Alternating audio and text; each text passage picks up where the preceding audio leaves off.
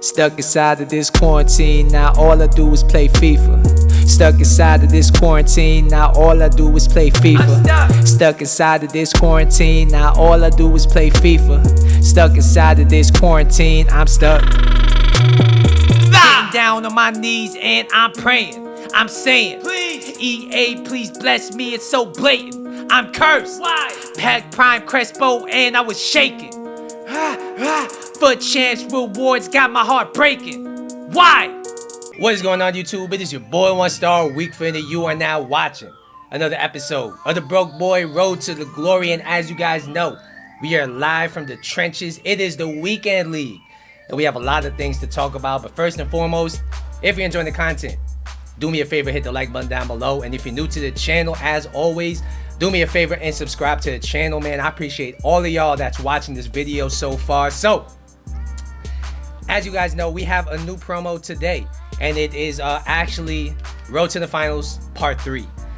Based on what I saw on the loading screen, I thought we were maybe going to get some freeze cards as well. And we did, to be fair. We got this Gnabry card, which, to be honest, looks like a very decent value. Shout out to all my Bundesliga supporters out there. That's probably a great card for you guys to bring in. We also had a Maradona SBC that gave you a 50k pack, which is very easy to complete. You also get a lone Maradona for friendly, so that's really cool. You're gonna see on the screen, I opened a pack and I got absolutely nothing. I also did 4 to 5 80+ player picks, because those seem better than the 81 double upgrades where we were getting absolutely nothing yesterday. And to be fair, I did get some decent pulls. I got a bunch of 83s. I got an Alexandro, I think, as my best pull. It is what it is. We move. And as you guys know, every Weekend League, we build a new team. We build a new side, you know, to keep it interesting, keep it fun, because the gameplay can get monotonous. So let me show you guys the transfer list. We have sold Seedorf. Puskas is still there from 2 weeks ago. So is Nani. I sold Martinez and Gomez as well.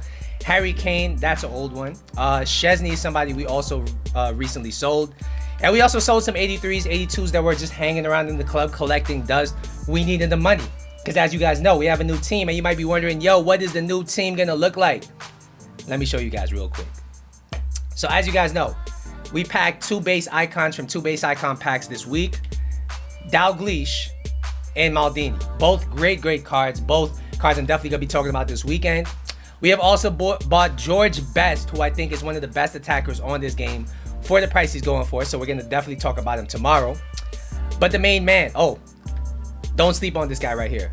Golovin, I know he's somebody that nobody ever wanted to pack, but he actually is a very good right back. 17k for a right back like this, if you're running a league on the side, is a great value. But I'm gonna stop talking so much about everything else, because today we're gonna be talking about King Kenny Dalglish. And as an Everton fan, it hurts to have this guy untradeable, but as a FIFA fan, it feels great. All right, he's 5'8". He has high medium work rates. He's right-footed with the 4-star skills and the 5-star weak foot. As you guys see here, I've played 8 games, all of them in rivals, and he has 9 goals and 1 assist from the left forward position.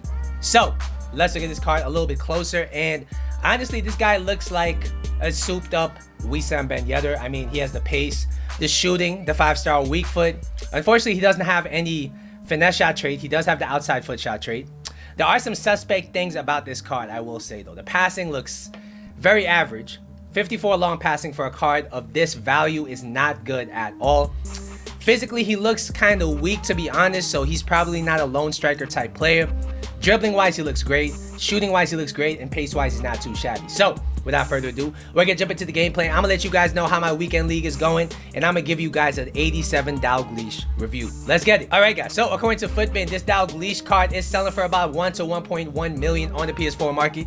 Is he worth it? I would have to say absolutely. If you need a secondary striker, maybe if you need a striker that fits this mold, I think he's definitely a great value. We're gonna break down the stats. So first, gonna talk about his pace. He has 87 pace, and honestly, he didn't feel that quick. What I will say is that he will beat the defensive line, so sending through balls to him is definitely a go. But he doesn't really feel too explosive. So when you're on the ball with him, you're pulling off a skill move, he doesn't really have the explosiveness to create separation like other cards of his magnitude does.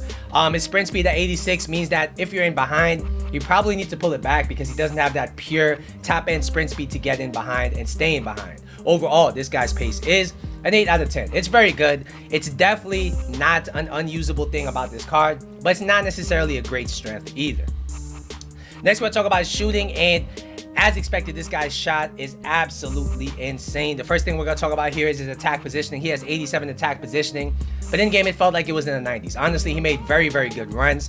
And the instructions he had as a left forward was to stay central, get in behind with Ronaldo as a false 9, giving him support. I think that's the best way to use him. You definitely want to pair him up with somebody more physical or maybe a better playmaker than him, and just let him free roam, let him make these runs in behind and feed him. I think that's the best way to use it. Use this card. His attack position is very good and his finish is brilliant. All right, he has the 5-star weak foot. He could finish on either foot. And it felt like what really separates his finishing from some other players on this game is how quick he got it off his feet. This guy gets the shot off very quickly, which is a problem that taller players may have on this game. And his finish is absolutely insane. His long shots are very nice as well. And overall, I gotta give this guy shooting a 9.5 out of 10. He epitomizes clinical, and his runs in behind are very good. Next, we'll talk about his passing, and unfortunately, I do have to say, it's very mediocre on this card. All right, let's talk about the decent stats that he does have: the 81 curve, the 79 short passing, and 73 vision. And I will say, if you do some decent build-up play, you don't want to use this Dalglish card to ruin it. All right, you want to use him to make simple passes to players that are very close to him, because his long passing is pretty bad. Honestly, unless there's a lot of open space, I wouldn't really use through balls with this card. His passes in and around the box were okay though, and overall I gotta give him a 7 out of 10. All right, his passing is not shambolic, but it's not a strength either. It's very mediocre. Next, we'll talk about his dribbling, and honestly, he felt amazing on the ball. What really stands out about him is his ability to turn. He has 93 agility, 88 balance. He's very small in game, and you definitely notice it. Left stick dribbling on this card is very, very nice. His R1 dribbling definitely stood out. He could change directions extremely quickly, and that's really how you want to use this card. You don't want to use the explosive skill moves like I suggested earlier, because he doesn't really have the explosiveness to really burst out of them. But if you keep it simple, the R1 skill moves, the left stick, the ball rolls, the L1 dribbling, I think he's very, very good at that, and that's where he's really going to succeed. Very similar to a Ben Yedder. Overall, this guy's dribbling is a 9 out of 10. He is very, very good on the ball, and he's able to create his own shot very well because of it. Finally, we'll be talking about his physical, and there's really not much to talk about here. His 84 stamina at the striker position is fine. I think it's not an issue at all. Even though he has 63 strength and 68 aggression, which are average-ish stats, he did feel weaker than the stats indicate. He was very easily bullied, so you're really going to need to use his dribbling and not his shielding when it comes to holding up play. Jumping-wise and heading accuracy-wise, he's okay. He's not somebody I would cross the ball to, but if the ball is happening to be near his head, he's probably going to keep the opposition honest. Overall, this guy's physical is a 6 out of 10.